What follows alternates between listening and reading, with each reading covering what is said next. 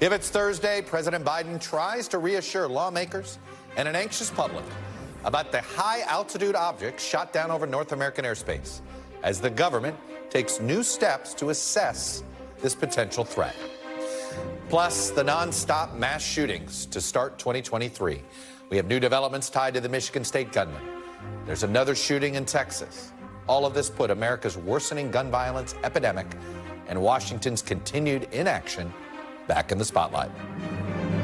And a grand jury in Georgia says it suspects witnesses in its investigation into Trump's efforts to overturn the 2020 election may have committed perjury, just as prosecutors weigh bringing criminal charges.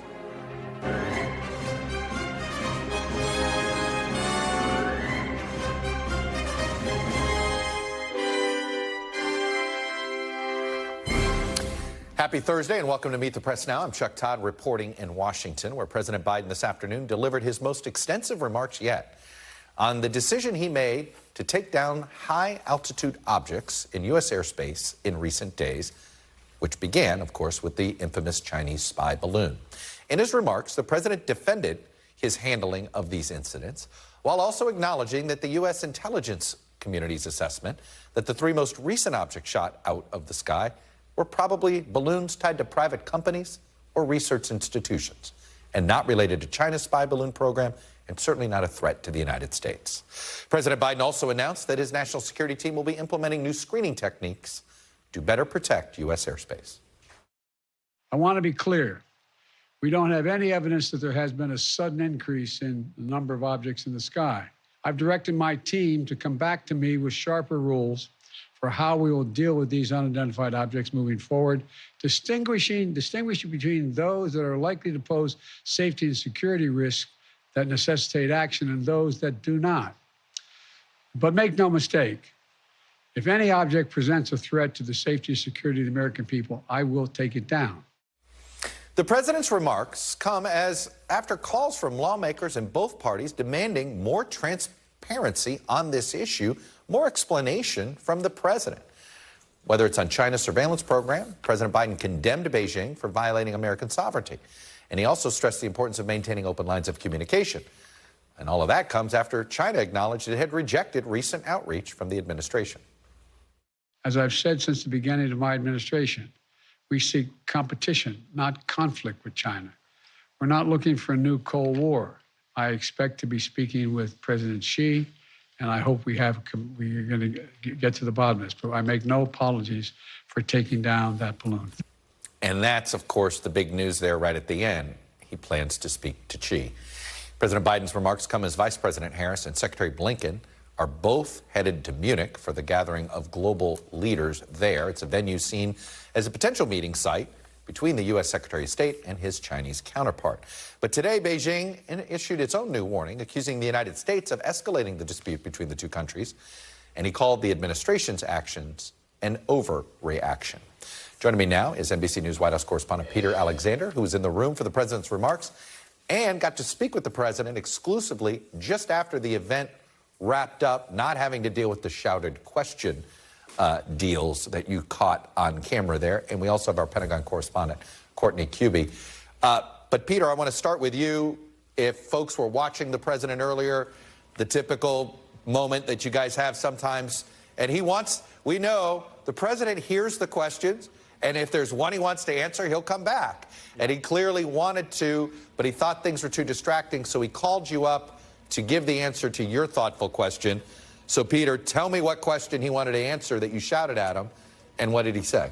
Well, in that moment, Chuck, I was asking the president about what his critics have suggested, whether this was an overreaction to shoot down those three most recent aerial objects over Lake Huron, over the Yukon in Canada, and over Alaska. The president basically said, you can come to my office and ask your question when people are being more polite. I followed up with an email to the White House, and moments later, my cell phone rang, and it was the president saying he couldn't hear me and wanted to answer those questions. And what I got in the course of that conversation was an opportunity to push him on this topic, whether there was political pressure that ultimately forced the president's hand, and that was why the U.S. reacted the way that it did, shooting down those most recent 3 objects. He said the political pressure would have been easier not to do it. I got the recommendation from the military, and that's why I did it. He said that he hadn't held a news conference of any kind until now because he wanted to have all the best information that he could, most notably what he said he had now learned from the intelligence community, which is that these most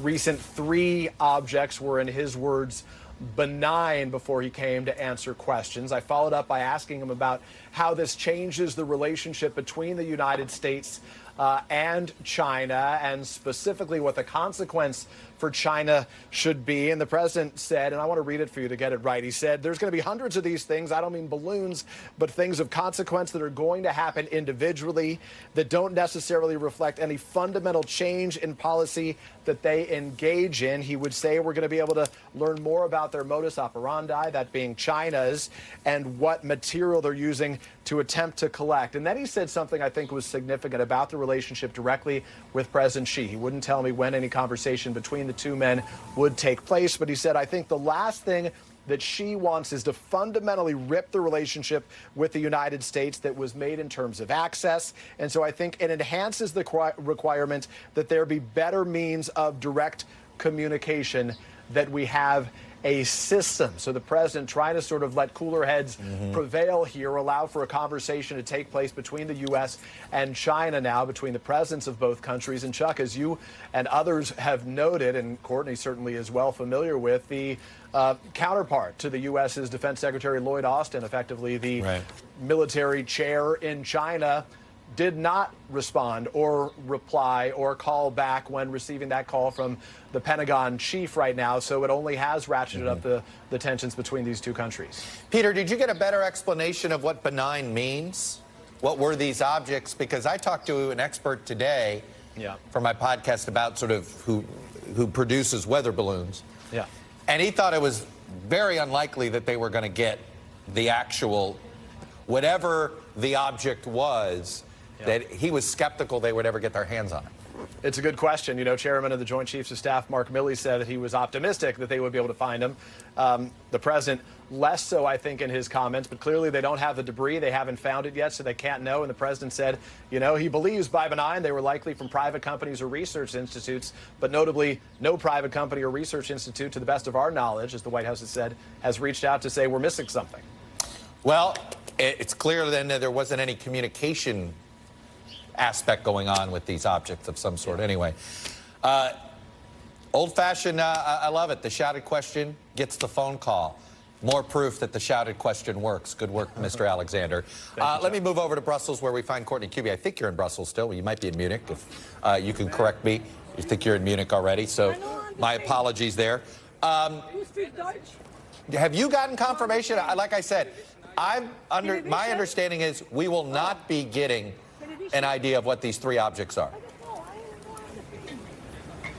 So, I mean, the hope is that they will, right? But as Peter just pointed out, there are a lot of people who are very concerned about just the nature of where these balloons or these objects have gone down. It's extremely cold, it's extremely remote, and it's potentially very dangerous to try to recover them. So it will be a very difficult mission to get them back. But without actually having their hands on the debris, I think it's going to be hard for the U.S. government to say with any certainty exactly what they think. I'm sorry, we have I understand. Oktoberfest of Germans here. I think who are Oktoberfest telling came us a little early. bit about what they think. Oktoberfest came early in Munich. I gotcha. There's a lot of people having a lot of fun here tonight. It is tonight. There's a lot of people having fun here tonight. But that being said, I think it's going to be difficult for the U.S. government to say with any certainty exactly what these things are unless they actually get their hands on them. That being said, one thing that I have found really interesting in the past couple of days, as the U.S. has been saying more and more, and now from the highest levels from President Biden, that they feel like they're leaning towards these being benign, whatever that means, non-threatening. I think it's interesting that they're able to say that they believe they're benign, but not able to tell us exactly what they are. Right. So, I mean, that's a question that I'm going to keep asking here, Chuck. I think we will, and I will let you go. Like I said, looks like Oktoberfest come early at 10 p.m. in Munich. Courtney Kuby with the beginning of what will be, I think, a very interesting weekend on the substantive front as well. Thank you, Peter Alexander. Thank you. Let me bring in Leon Panetta. He's a former director of the CIA, former Secretary of Defense, former White House Chief of Staff, and I think he's participated in an Oktoberfest or two. Leon, it is good to see you. Let me start with the president today and his defense of shooting down the benign objects. It seems pretty clear that in hindsight, they didn't need to be shot down. Is this a case where he doesn't want to look like he overreacted and they're just, even if they think they did, they're not going to tell us? Well, I think it was important for the president to come forward and try to clarify the situation as best he could, because there are a lot of rumors, a lot of concerns, a lot of questions about whether there might be a miscalculation here in dealing with these objects in space. So I'm glad that the president came out and addressed the issues. He talked about the three objects. I don't think we know what those objects were all about, because we really haven't found them. I know that intelligence assessment is probably that they're benign, but bottom line is we really don't know. And so it's important to develop these protocols that he's recommending that Secretary Blinken and the national security staff develop in order to at least establish a better process to identify these objects and then determine what steps we should take when we have to deal with them. That's something that I think is desperately needed, because we've kind of done this by the seat of our pants, and it hasn't worked too well. Let's talk about what he said there, that he wants to work with Xi to develop some system. And, you know, everybody, you know, at the same time, this is not the Cold War. We're not going to do what we did with the Soviets. But when it comes to surveillance and open skies and monitoring weapon systems, why not? I mean, isn't the open skies agreement we had with the Soviets after the Gary Powers incident, isn't that actually the model here? I think it is. I think it's really important that we try to establish some kind of communication with China. I think the president actually does have a pretty good relationship with President Xi, and I think he's hoping to try to reestablish communication on that issue and be able to kind of clarify what each should do if this happens again. Look, there's no question our relationships are tense, but at the same time, I think it's really important, in order to avoid some kind of crazy miscalculation that could take place, to be able to have an open line between President Biden and President Xi. What about taking it a step further and, you know, doing what we've done with nuclear agreements with the Soviets and now with Russia, which is to allow for inspections, allow for each country to, you know, have some access to what we're up to? Well, you know, it would be nice to work towards that end. I think that's going to be tougher to achieve. Even Russia has now backed off of the agreements we made with them. So it's not going to be easy. But at the same time, I really do think, with regards to balloons and what's happening with these balloons, that is an area where I think we actually could make some progress. Look, we know we do surveillance with satellites, we do surveillance with drones, we do surveillance through human intelligence. I'm not quite sure, you know, whether these balloons produce the kind of intelligence that really is necessary. But at the same time, there are a lot of these balloons around. We know that now. China has used them a great deal. So it probably does make some sense to try to develop an approach where each country knows what the other country is doing with regards to these surveillance balloons. You know, it's interesting you say that. It's my understanding the Chinese sort of was copycatting a program that they thought we were doing. You know, I think that probably has some basis to it, because they try to copy everything else we do.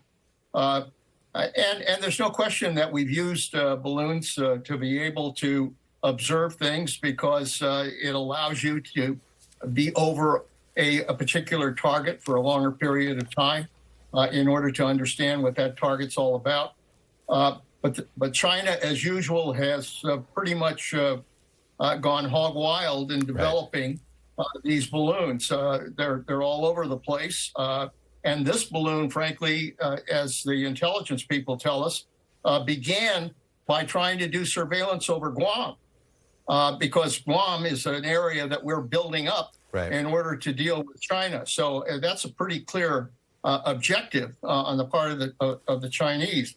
So the issue is going to be whether or not this remains a viable way of gathering intelligence. I think because everybody's aware of it now, because we're going to have these protocols that are going to identify these projects, I think it's going to be much tougher to really be able to use these to gather critical intelligence. I mean, this is a program that probably is going to go away from that, just because we're too onto them. That's what I think. Right. That's what I think. I think China actually is very jealous of what we are able to do in terms of being able to send planes along China and be able to gather intelligence while we're in international airspace. They don't like it. They've objected to it. But I think they're struggling to see if somehow in the future they could develop a similar system that doesn't rely on balloons. Secretary Panetta, always good to have you on. Your wealth of experience and knowledge is always helpful to the situation. Good to be with you. Good to talk with you. And I guess you can have Oktoberfest early, as we learned from Courtney in Munich right now. All right, thank you. Coming up, we got new details on the gunman who killed 3 people at Michigan State. And this epidemic of gun violence in America continues unabated. We are averaging more than 1 a day, 1 mass shooting a day since the start of this new year. Plus, the head of the EPA sits down with my colleagues from NBC in an Ohio town where frustration and calls for action are growing, nearly 2 weeks after a train derailment released toxic chemicals into the area. You're watching Meet the Press Now.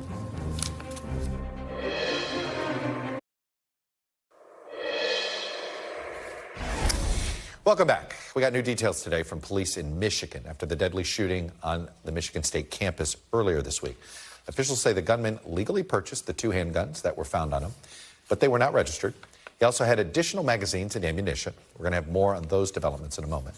But just hours before we got that update from officials in Michigan, we witnessed another mass shooting, this one at a mall in El Paso, Texas. It left 1 dead and 3 injured.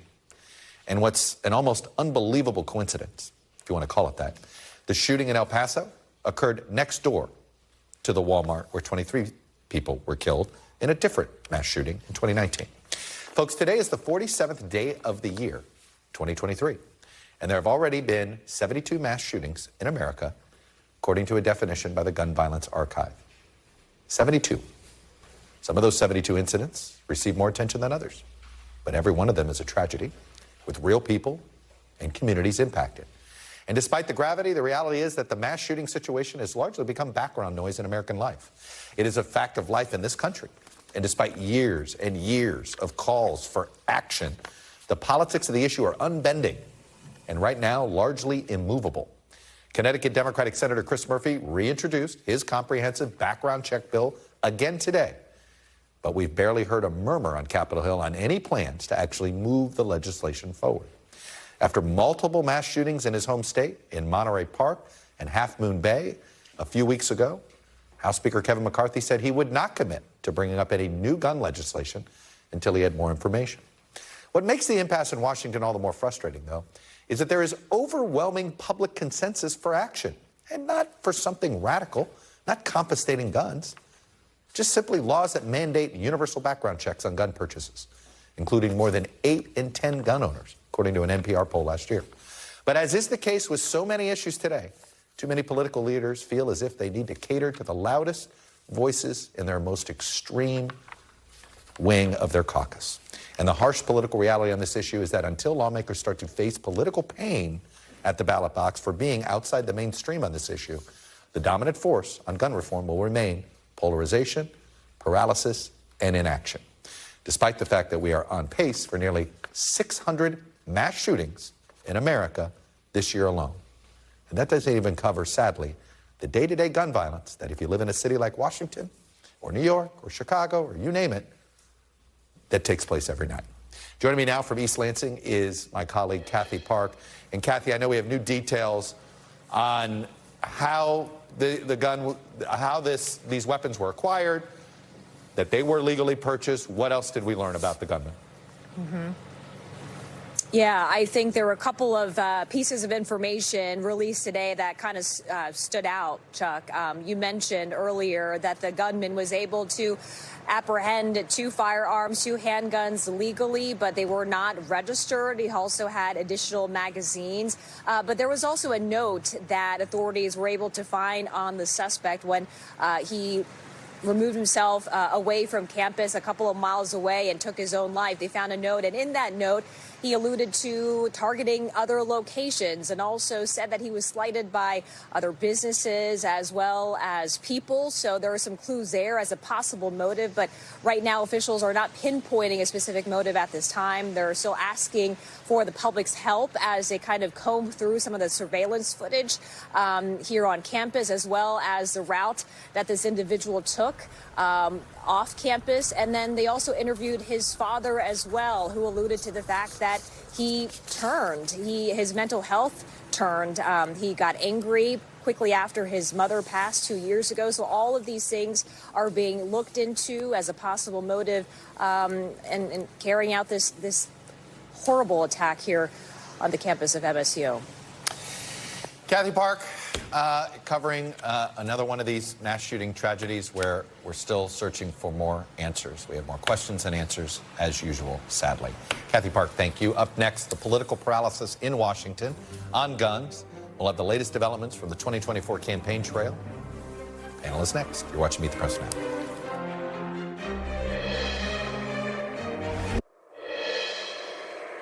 We took a big step toward passing the most significant bipartisan gun legislation in 30 years.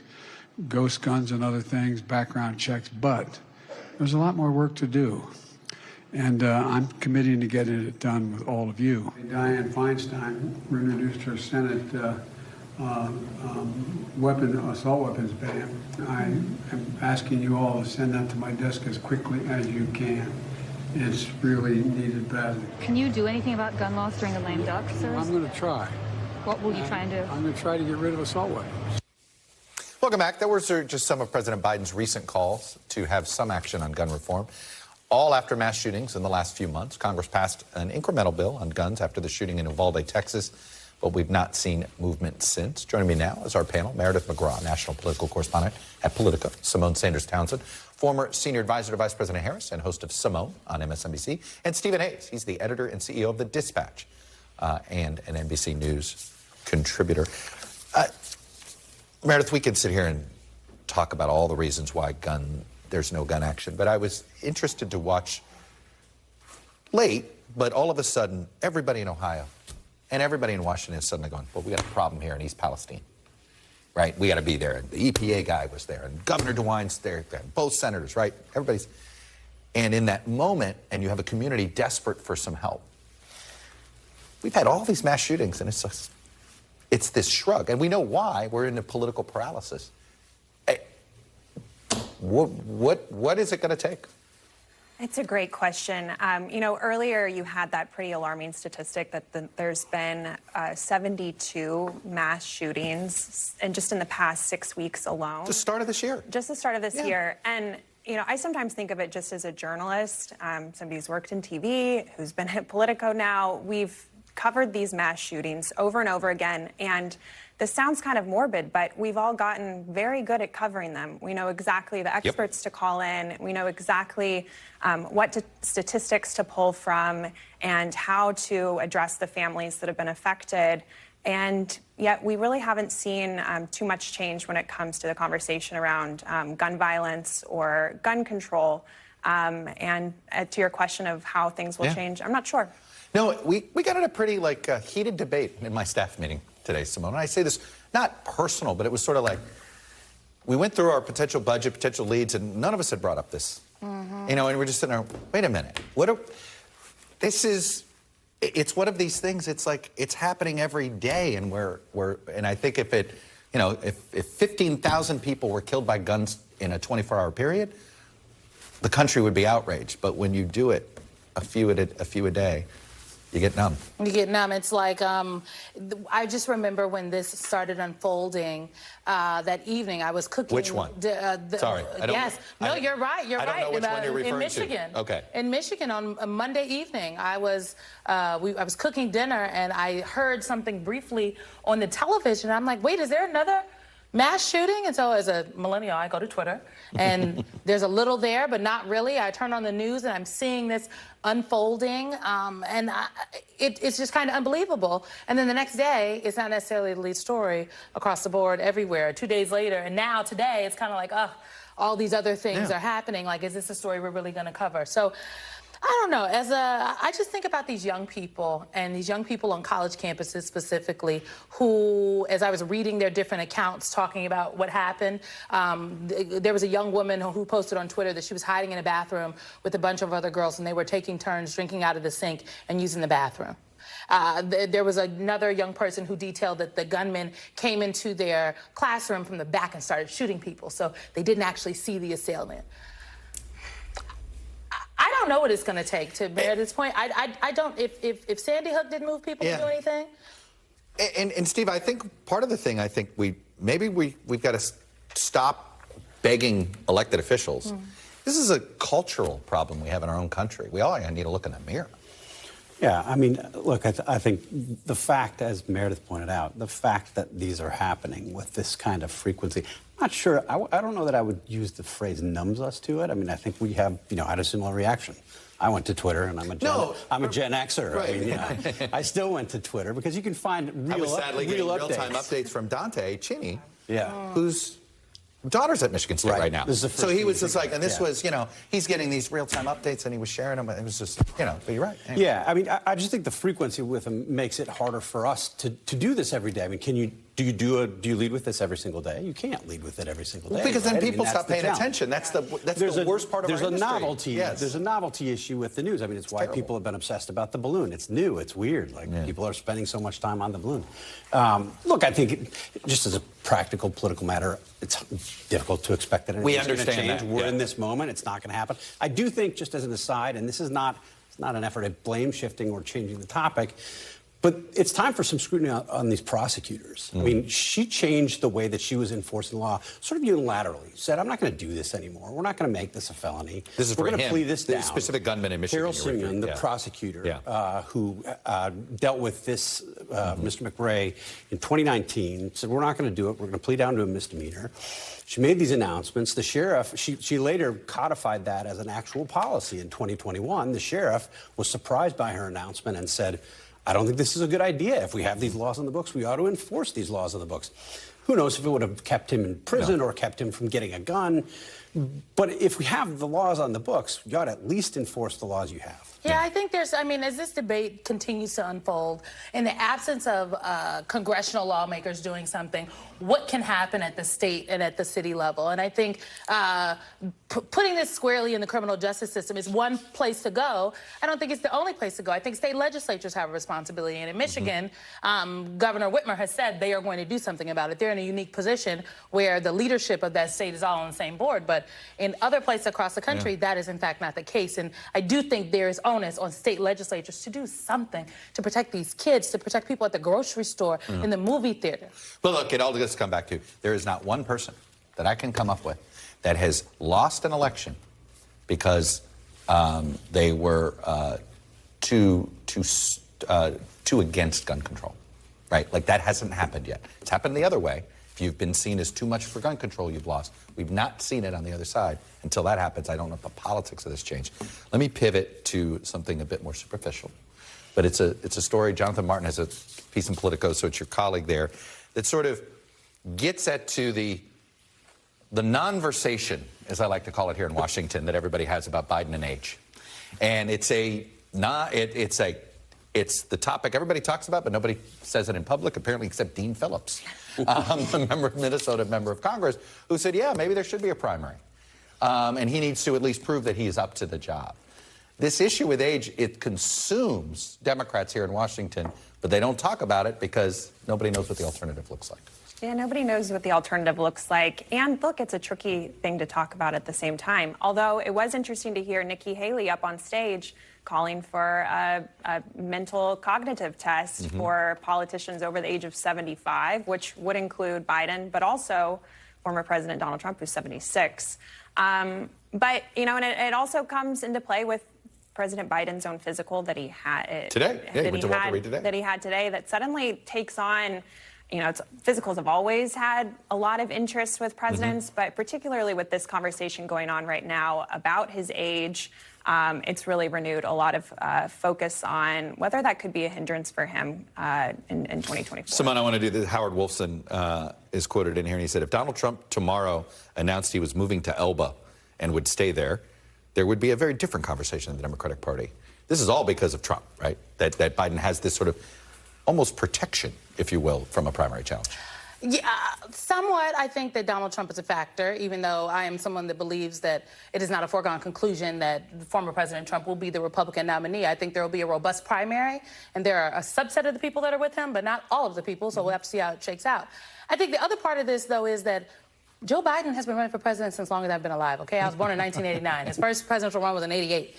You do not wage multiple campaigns for president, finally win. Sorry, that makes me feel so old. Wow. I'm just saying. Are you saying? First she does the millennial thing. Now she's doing the same year I graduated from high school. Steve and I were complaining about forgetfulness. So, Stephen, you know about these campaigns that Joe Biden has been running. Let's be clear, Joe Biden was officially running in 1988. He was running a long time before 1988, too. He was senator. See, I mean, this is the point. Yes, a senator, he sat in the Senate for longer than I've been alive. In the Senate for more than 36 years. I'm 32. So I say all that to say is that it is very hard to tell someone, okay, you beat this man in a pandemic, you vaccinated the world, you passed the largest infrastructure bill, but you have to sit down. I think if he wants to run for president, he should. Oh, and as Maureen Dowd so nicely put it this weekend, nobody ever walks away from power. I mean, very rarely. That's it just doesn't happen. No, look, I mean, I think the challenge for Biden is that this is a conversation that's happening. It's just not happening in public, right? I mean, this has been this piece that Jonathan Martin published in Politico is an update to the reporting that he had in his book, which was out last spring. Yeah, so this is a conversation that's been taking place for a long time. And there's this NBC News poll result from 2 weeks ago that 28% said that Joe Biden has the necessary mental and physical health to be president.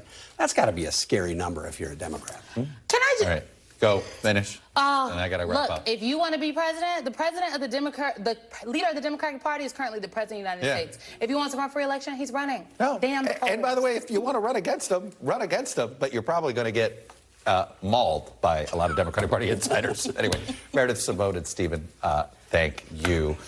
We got some news this afternoon from Senator John Fetterman's office. The Pennsylvania Democrat checked himself into the hospital, Walter Reed specifically, to receive treatment for clinical depression. According to a statement from his office, while John has experienced depression off and on throughout his life, it only became severe in recent weeks. After examining John, the doctors at Walter Reed, where he is being treated, told us that John is getting the care he needs and will soon be back to himself. All of this comes a week after Fetterman was hospitalized after feeling lightheaded while in a Senate retreat last week. And of course, that all took place 8 months after he suffered a stroke, just days before he won the Democratic primary in 2022. Senator Fetterman's wife, Giselle, tweeted this following this afternoon. After what he's been through in the past year, there's probably no one who wanted to talk about his own health less than John. I'm so proud of him for asking for help and getting the care he needs. After the break, there is evidence of perjury. There is not evidence of widespread election fraud. Those were the two big takeaways from sections of a criminal grand jury report into former President Trump's efforts to interfere in the 2020 election down in Georgia. Why was this released at all? That's next. You're watching Meet the Press Now.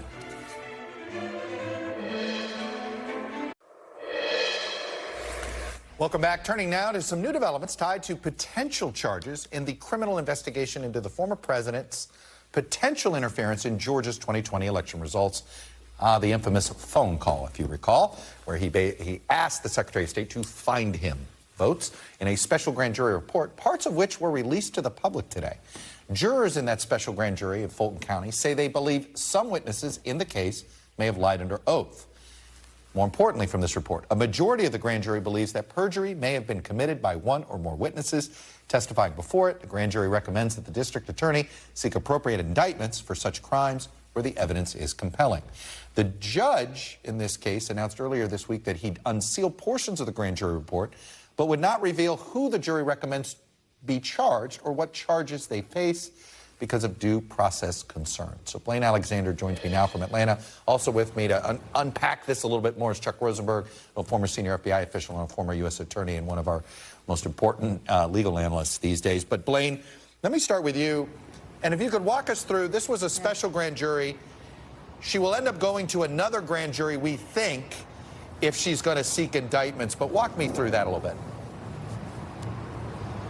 And that's exactly what she has to do, Chuck. You know, that really is going to be the next step. Whatever happens from here on out, the ball is in Fani Willis's court, and it's going to happen largely away from public view. And so, yes, if she is to seek indictments, which, you know, there are certain tea leaves that we could read that lead us to believe that she is, in fact, going that route. If she is to seek indictments, she has to go before a regular grand jury in order to do that. Now, we don't know the timing for that. That could be happening this week for all we know. We could really are watching for the announcement of charges essentially any day now, and that's because she said a couple of weeks ago that decisions were imminent, that charging decisions were imminent here, and so we know that she's moving on this. Now, I will say that what we took from today's report is we know at least one suggestion that was made by the special grand jury, and that's that they want some charges related to the fact they believe that some people were lying under oath. There were other charges, there were other recommendations as well.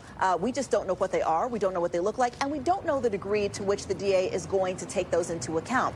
Now, I've been told that we should not expect to hear from the DA today, but she already made it clear that she's fine with this small portion of the report being released. I think the other thing that's important to point out, Chuck, is the language up until this. Both the judge and the DA have called this, have basically taken into account what they're calling the rights of potential future defendants, again, leading us to believe that there will, in fact, be defendants and charges filed here. Chuck? Blaine, on the timing, the Washington Post report on this today seemed to hint that that a new grand jury gets impaneled. Perhaps it's the 1st of March. And that's where she'd most likely head because it buys her more time. That if she uses the current grand jury, she'd have to speed up when she went to trial. That there's a little bit of a trial timing issue here. You know, I think one thing to point out, Chuck, is when it comes to the timing of all of this is that she could have well made her decision quite some time ago. She was, of course, very much part of this process. She knows what this investigation looks like. She knows what the evidence looks like.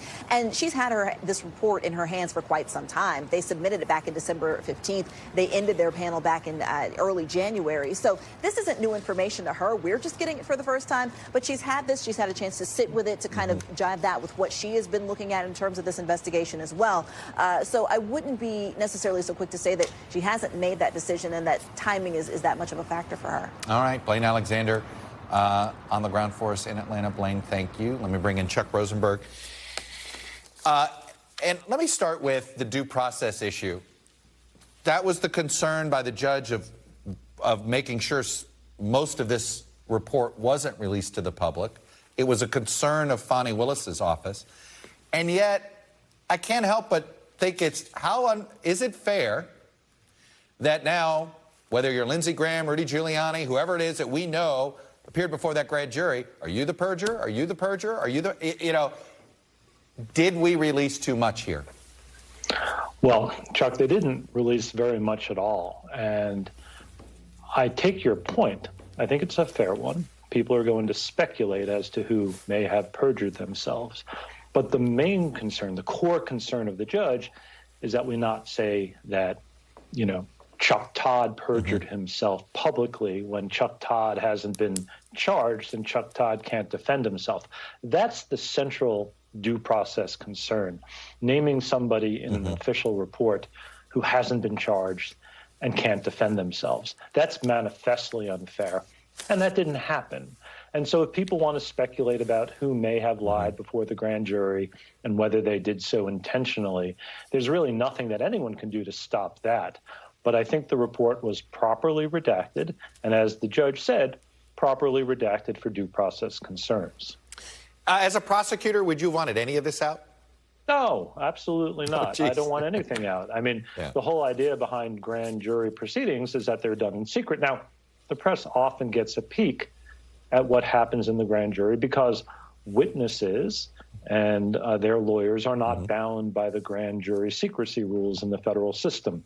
Prosecutors and agents are, but witnesses and their lawyers are not. So if somebody wants to talk about it and they're not bound by the secrecy rule, sure, have at it. But my view as a prosecutor was that the less said publicly, the better.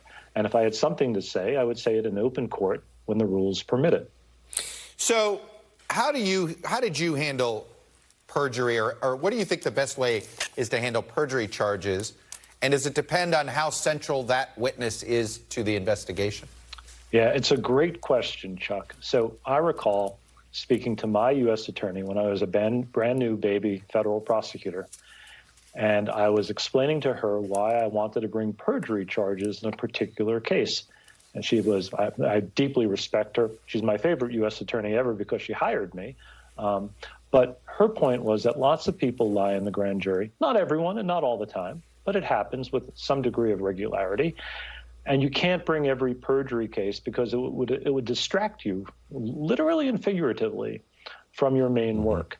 And so, to your point, if a lie is central to the case or there's some other compelling reason to bring perjury charges, then go ahead and do it. But it happens often enough. And by the way, it's a relatively hard case to prove, right? Some people just get stuff wrong. Some people, fudge a little bit on the truth. Some people genuinely forget. And so if you're going to prove perjury, and this is something you and I have talked about before, you also have to prove intentionality. And that is not as easy as it might seem. So do you still view this case as the one that former President Trump should fear the most? Well, that's a hard question. I mean, if I were under investigation in all these different places, I think I would fear all of them. He should fear the most the one where he knows if he can process information like a rational human being where he did wrong. If he honestly believed that he had won Georgia and was asking Brad Raffensperger to find him his legitimately won votes, that's not a crime. Who knows the answer to that question? Donald Trump. So it seems like a compelling case on the surface. It's certainly one I would fear if I were him, but it doesn't make it an easy case for prosecutors. How much, you may think you have a case, but if you can't get a conviction, how much does that weigh on you?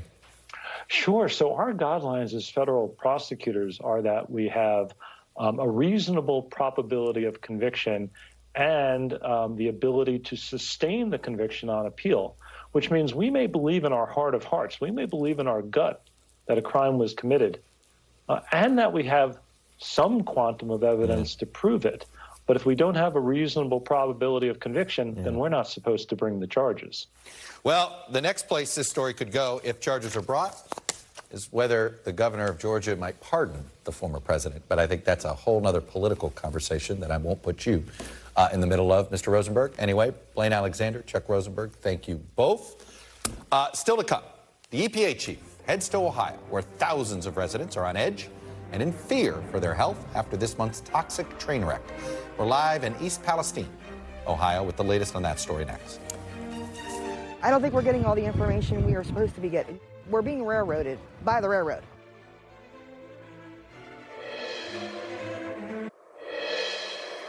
Welcome back. Ohio's two senators and the head of the EPA visited the town of East Palestine, Ohio today, nearly 2 weeks after a train derailment and subsequent fire released toxic chemicals into the area's air and water. Some residents were forced to evacuate at the time and returning when officials told them the air and water were safe. However, the EPA has revealed that chemicals were still being released into the air after the evacuation order was lifted. And some residents say they are feeling ill. They've reported animals dying, even as officials message that chemicals are at safe levels for the environment. Ron Allen, my colleague here at NBC News, asked the EPA head, Michael Regan, about the confusing messaging to East Palestine residents and the feelings they have that they have not been given a straight answer. Take a listen. There is nothing that's coming back that indicate there are levels that would create adverse health impacts. Nevertheless, if people are experiencing any impacts, I encourage them to seek medical help at their local provider, but also report this to the local health authorities. Now there's a suggestion that there's a recommendation that people use bottled water. That seemed to come days after they were told to go back home. People are seeing a mixed message in that. You know, I think the messaging needs to be clear, that the state has taken the lead on testing water quality. And like Governor DeWine said just recently, if your home has been tested, you can trust that data. George Solis is reporting from East Palestine for us here at NBC News, and I'm also joined by Brooks Sutherland, a health reporter for the Cincinnati Enquirer, who was at a town meeting last night in East Palestine where residents expressed their concerns and frustration, and where representatives of Southern Railroad decided not to show up. But George, let me start with you. You've been, all of a sudden, there are a lot of officials showing up in town. Do residents feel as if now people are paying attention, or are they still angry, still confused? What have you learned today? Yeah, Chuck, well, people are understandably angry. They feel like they have not gotten the attention they deserve. They're saying, yes, now people are starting to pay attention. Days after we're starting to feel sick, we're starting to show symptoms. Of course, right now there is no evidence that the derailment is linked to anyone actually falling ill, but they say some evidence is there. Now, the EPA head, of course, here today saying, look, we have been here from the beginning. We are consistently testing the air, the water. This is a 24/7 operation, and the science is backing us up, saying that this is now safe. Mind you, people are still not returning to home because they do fear that their health is in jeopardy. And you heard there that the messaging has been mixed from officials saying, yes, you can drink the water, but you should maybe stick to bottled water if your home hasn't been inspected yet. And of course, the cleanup of the derailment site is still ongoing. So there's questions there. There's also questions whether or not there will be any federal assistance. There's been some back and forth there between party lines as far as who wants FEMA to step in and maybe not letting anyone do anything until the train operator is held accountable. So again, the people here are caught in the middle of this, and they're telling us we are frustrated. We really want some answers. You know, we don't have anywhere else to go. This is our small town. Nothing like this has ever happened before, and we deserve some attention. So right now, again, the messaging from the officials and that they are here. We're present. We are talking to you. We're listening to your concerns. We know the EPA head was in the homes of several people today, showing them even how they are conducting some of this water quality. But some of the evidence is there, those fish kills that are mounting. People are saying, we're going to the doctor. They're taking blood work. We need to know if this is going to be a long-term problem in our community. If so, then what do we do next? Who's going to foot the bill for the cleanup? Who's going to compensate us for our losses? So there's still a lot of investigating that will take place here in the coming months, if not years, Chuck. Thank you, George. Brooks, you were at that town meeting last night, and I think I read where representatives of the railroad company didn't show up because they claimed to fear for the safety of their workers, which really felt like a cop-out, to put it that way. They were just afraid of taking incoming. Tell me about your experience last night. Well, what you said is certainly how the residents feel about it. I mean, this was an event that, was billed to be initially a town hall where the Environmental Protection Agency was invited, the EPA was invited, the mayor was there to answer questions. When we got there, what was essentially the event was turned into was more of an informational meeting. They had tables set up. It looked like sort of like a job fair where the residents were going to be able to walk around, ask kind of questions that they had. But I'll say that, the gym was packed with hundreds of people. This is a small town, a small village, 50 miles of Pittsburgh. It felt like the entire town was here. And when they were informed that, Norfolk and Southern wasn't going to be there, certainly a lot of tensions were in the air. Look, I can't help but think about the lack of trust that we've all lost in various institutions over the last decade, whether it's government, whether it's corporations, and this seems to be almost like the perfect storm of distrust meeting a catastrophe. It really is. Obviously, when something like this happens, there's a level of misinformation that sets in online. But when it comes to, government officials, people in charge here, It's hard to convince residents that everything's fine, everything's good, your water's okay, your air's okay when they're just experiencing things. You know, they're getting rashes on their skin. They're getting. I talked to a gentleman whose son had never had a nosebleed and is getting nosebleeds. His daughter's, been crying because she has bad headaches. I mean, they're really these folks that are right in the, directly in the area. They're being affected by this, and when you tell them that everything's okay and they're feeling other things happen in their community, I think mistrust sets in. Yeah, is there any trust but verify that you think what you observed? What could convince folks that, hey, look, Governor DeWine, he says trust this water test. Is there more transparency that's needed? What would get over this hurdle?